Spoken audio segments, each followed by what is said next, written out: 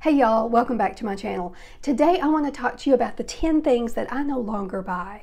So over the past probably year, maybe year and a half, I've tried to kind of whittle down my routines. Now, you know, by no means will I ever be mistaken for a minimalist when it comes to skincare or makeup, but I have tried to kind of make things a little more streamlined for me. And what I noticed not long ago, I started seeing some things like maybe that were on Ulta or Sephora, and what I noticed was it wasn't even catching my eye to stop and look at them, and years ago it would have. So I just thought I'd share those with you today and see if you find it interesting. So here we go. First thing, makeup wipes. Now, I used to travel more for work than I do now. Obviously, travel like in the season that we're in right now with the coronavirus is limited anyway, but I was traveling for work quite a bit, and I always wanted to have makeup wipes with me when I was in the hotel, because I don't know, maybe it's weird, but they usually have white washcloths, and I never wanted to wipe all my makeup off and leave, you know, a stained washcloth for them to have to deal with. I get it. I know that's their job. I know that they can clean it, but it's just one of those hang-ups I have. So I would always try to take makeup wipes with me. But what I noticed was my skin being sensitive, regardless of what kinds I've tried. And I tried the Neutrogena ones, I tried some, I think there were some Cetaphil ones, and oh gosh, Bare Minerals had some back in the day. Anyway, I tried several brands, and they all just kind of irritated my skin a little. Not enough to break it out or anything, but just kind of to make it tight. And so whatever the detergent or the cleanser was on those, I knew my skin just didn't like. So makeup wipes, just something that is a thing of the past for me. Now I've got a little microfiber washcloth that I can take with me if I'm traveling, and it dries pretty quickly, well, relatively quickly, you know, in a few hours. So, you know, I can use it and have that in the hotel with me if I need. But anyway, makeup wipes, the first one. Second one that I no longer buy or no longer purchase like I used to is nail polish. So I have this nail polish, and I have maybe a clear one and like a strengthener left. What I found was, you know, I was buying nail polish after nail polish after nail polish. You know, I wanted a bright coral and a bright pink and a light pink and a dark pink and a ballet pink, and, you know, you name it. If it was pink or coral, I was going to have it. I didn't really get into, you know, some of the deeper colors, you know, the blues or the greens or anything like that. It was mainly pinks and corals. So, you know, I noticed one day that my collection was all pink and coral. So that told me, that was a clue for me that I was buying too many of them. And I just don't paint my nails that often. I guess it's, you know, I'm not any busier than anybody else, so I won't use that excuse. But maybe I'm lazier than most people. I just don't paint my nails a lot. I mean, you can see they're just natural right now. So, you know, I've kept one pink one for if I do want to kind of get fancy and put it on, or I've got, like I said, I've got my clear one and my nail strengthener. So, you know, I've seen people that have those walls full of nail polish, and it's beautiful, and yay for them. If that's something that, you know, makes you happy, you go ahead and do it, but it's just something that I don't purchase. Third thing is backups of items.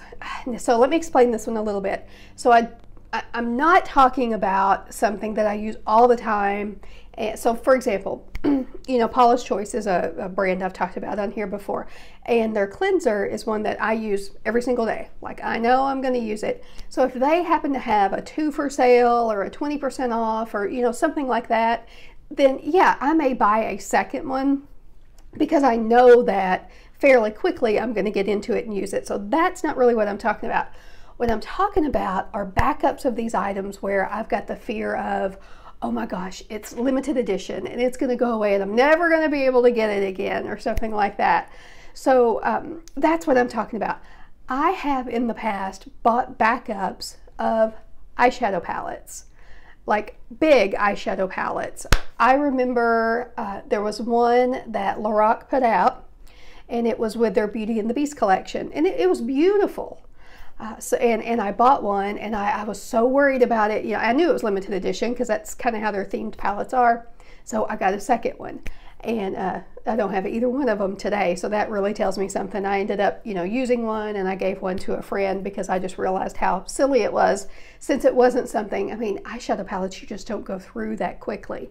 So that's something that I don't purchase backups of. Let's see, what's the next one here? Oh, toners. So going back to skincare a little bit, you know, I think for years, and maybe I will attribute this to Clinique kind of teaching us that 3-step system, you know, many years ago: cleanse, tone, moisturize, and it's something that you hear often as well. And I'm not the expert on this, so certainly, you know, check it out with a dermatologist, or I can link, if I can remember, to a video below where Dr. Dre here, she's a dermatologist, where she talks about, you know, not needing toners, and how they originally started out was kind of more of as an astringent to make sure that we got all the residue of the makeup off our face. And they may be somewhat helpful for those who have oily skin, but I'm not in that category. So it's just something that I have found is an extra step for me. I have used them before. I have found some really nice ones, but it's just something that I've learned that, you know, I haven't used one in months and months, and I haven't really missed it. So toners is the 4th one. The 5th one, it is something that I realized about a month ago. I thought, you know what, it's been probably a year since I've used this. And then it kind of hit the news this week, so it was kind of funny. But the 5th one is my Clarisonic. So for those of you that don't know, depending on when you're watching this, I saw earlier this week on Instagram and on the Clarisonic website that after September 30th, I think it is, you can go to the website and check me out, but after September 30th, they're dissolving, I guess, no longer going to be a company. So maybe I'm not the only one that's not using my Clarisonic anymore. I don't know if it's you know, COVID related or what, but I just know that they're going away. But I also realized that I haven't used this in, gosh, at least a year. You may not think that's a big deal, but I used one of these. This is the 2nd one I've had. The first one I had was a professional edition that I got from my dermatologist, and I used it for a good 13 or 14 years before it finally kind of gave up. I figure I got my money's worth after that long. But I was a hardcore, you know, every day, got to use it. Left it in a hotel once and, you know, called them panicking and had them ship it to me. You know, I was a hardcore Clarisonic user. So when that one kind of gave up, you know, I certainly immediately went out and got the 2nd one, which is, it's a smaller version, so to speak, and it didn't have as many speeds, but it was still great. But what I realized was I also kind of at that same time started learning more about exfoliation with AHAs and BHAs. And even though this is not technically an exfoliator, you know, it's a cleanser, but you know, it does this little micro, you know, anytime you rub against your face, I guess it does this micro exfoliation. I loved the clean feeling that I got with this when I was using it. But what I realized was, using my AHAs and BHAs, I got that same feeling, and my face was clean as well because I had a good cleanser. So I didn't have to subject it to this, because when I was doing both, my skin would get a little sensitive because it was a little bit too much. So anyway, that's a long way of saying I don't use it anymore. I don't think it's a terrible product. It's just something that I kind of grew out of because I discovered the AHAs and BHAs. But it's something that if you are a Clarisonic lover, you might want to check out their website. It looked like almost everything was sold out when I checked, but you know, check your Ulta, check your Sephora. They may still have some stock left of some items. So Clarisonic is the 5th one. Now the 6th thing that I no longer use, and thank goodness because I was on the search for the perfect one forever, is a foundation primer. Now, so if you've been with my channel a little bit, you already know that I don't wear typical liquid foundations and concealers or powder foundations and that sort of thing. You know, I've switched to a cream foundation. But that's not the reason I don't wear foundation primer necessarily anymore. I just found that I don't need them. The sunscreen that I use, and I have talked about this several times, so this is still my holy grail, this Murad sunscreen. When I put it on, it does the job of a primer for me, so I don't necessarily need an additional primer there. Again, if you have oily skin, that may be something that's more helpful for you, but I don't, so I don't need it. All right, number 7 that I no longer use, and this is something I guess when I first learned makeup, it was just like Makeup 101 that you always use this, is eyeliner pencils. but I don't use them anymore. The reason that I've kind of grown out of them is, there's a couple of reasons. One, I shared with you in the last video, having small eyes makes it kind of hard to get the pencil in there and to get a line, you know, because the pencils can sometimes, this one's not chubby by any means, but they can be a little large. But to get them in there, it doesn't necessarily do a fine line, and then it takes up some of your real estate, blah, blah, blah. So you heard me talk about that already. So that's, you know, the first reason. The second reason is I also talked about discovering this little tiny brush and using it with some black eyeshadow and just really deepening up that lash line opens up my eyes. So I don't necessarily need these anymore. Now I may, I've got 5 or 6 of them that, you know, some different colors. I may keep them and just try to use them maybe as like an eyeshadow base to make shadow stick to it a little better, that sort of thing, just to kind of use them up or make myself feel like I got my money's worth out of them. But I won't buy any more as eyeliners because I have for at least 6 months, if not longer, been using this little brush with black eyeliner, and it does the trick just fine. So, eyeliner pencils. All right, number 8 that I no longer buy. They're what I call trendy eye palettes. And I don't know if trendy is the right word, but I'll tell you what I mean. First, I mean, I don't buy every new release that comes out anymore. And I used to try to be one of the first ones that got my hands on it because it was new and shiny and sparkly. And of course I wanted it. But what I've realized is over the years, especially this past year, how many of those I have decluttered. Because, you know, maybe it was some of those, you know, sometimes those that come out at Christmas when they have those mass productions of them, sometimes those just aren't the best quality. And I'm talking about, there's lots of brands, so I don't mean to specify anybody, but I would buy even, you know, Too Faced is a name brand. Too Faced, Urban Decay, some of those, you know, the holiday palettes, they just were like, meh, you know, they were beautiful and colorful, but that they didn't perform the way that I wanted them to.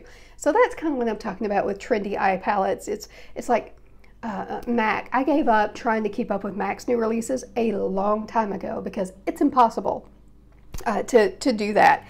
You know, because it was like they were pumping something out every week or every month, it seemed like. So I no longer try to keep up with all of those releases and all those trends that come out. And I've really tried to narrow it down, and I've got my collection down, even though someday I'll do a eyeshadow palette collection for you, and you may still think, girl, you got way too much eyeshadow, and you're probably right, but it's way less than I used to have. So I've narrowed it down to just a few brands and formulas that I just really like, that perform well for me, and I don't even look at the others. So that's been sort of freeing, you know, to be able to go into Ulta or Sephora and not automatically be sucked into, ooh, where's the newest Naked palette that's out from Urban Decay? Or, you know, what does Too Faced have out? What does Tarte have out? That sort of thing. So trendy eye palettes, number 8. All right, now the 9th thing that I don't buy anymore is something to get a gift with purchase. Again, let me explain. If I am already, let's say, you know, purchasing a Murad. I just ordered a new one this past week, as a matter of fact. And they had some free samples that you can get from the company. Sure, I'm going to, you know, get those because I was going to order this no matter what. What I'm talking about are those gift with purchases that are kind of famous from, say, like Estee Lauder, Clinique, Lancome, you know, you name it. And that have kind of a variety of things. Sometimes you can choose, I think now more so you can kind of choose bits and pieces of it, like a certain color story or maybe a skincare that's in there.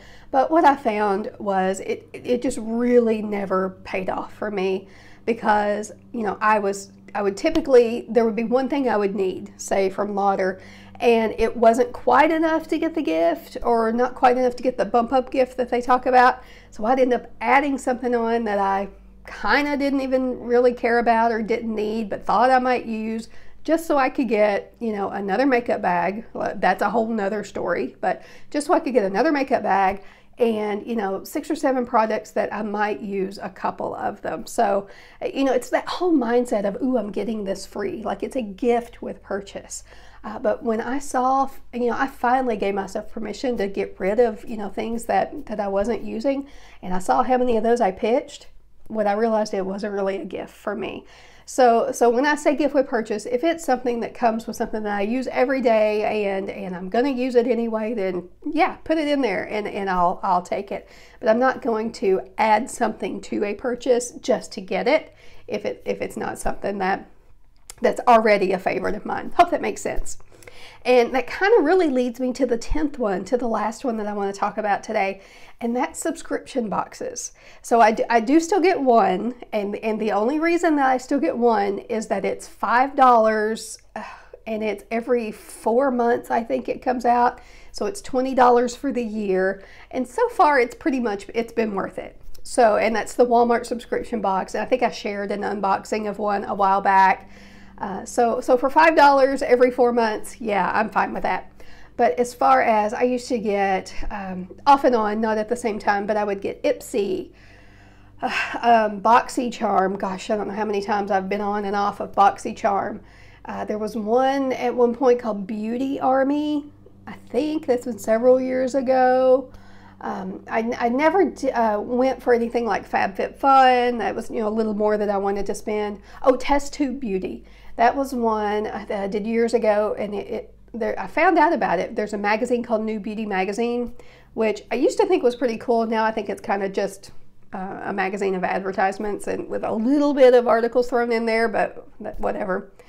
But I would get the test tube that they send out quarterly, and it was cool at the beginning, kind of my skincare journey, because I was getting to kind of see all these different brands that we just didn't have in the town where I live, and getting to experience that.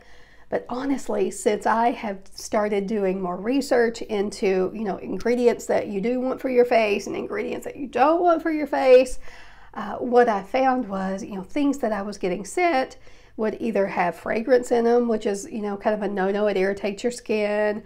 It would have, there are things with denatured alcohol in it, which is, not going to go on my skin because, again, of irritation. So I found that it was just products that were useless to me, basically. So I would rather save the money that I would spend on a subscription box. Now, it was fun to kind of get a surprise in the mail, but I never could let it be a surprise. I'd always have to check the email and know what was coming anyway, so it wasn't even really that much of a surprise.